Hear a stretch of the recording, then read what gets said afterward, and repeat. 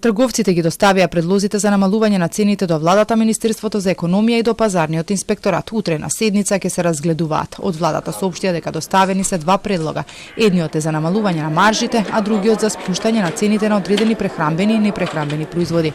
Според неофицијални информации, до Министерството за економија пристигнале различни предлози од повеќе места и од дистрибутери, но и од повеќе маркети.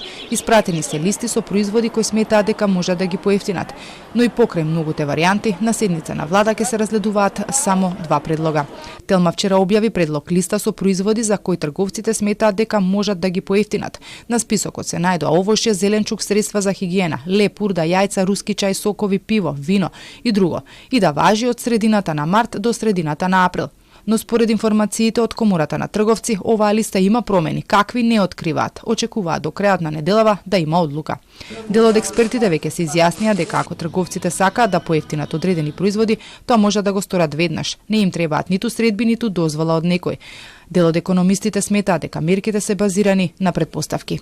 Се уште владата не успеа да ја утврди структурата на цената.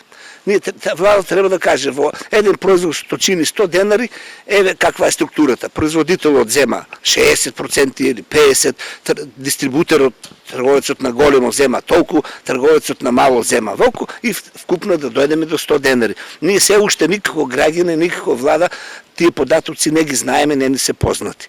Овие предлози дојдоа откако владата се реши да ги ограничи маржите на 10%, но тоа не се случи затоа што трговци и дистрибутери од земјава побараа итна средба, па наместо мерки за високите цени се отворија преговори. И додека се чека како ќе се делува на скапотијата и од кога би стартувале мерките, статистика веќе измери нов пораст на инфлацијата.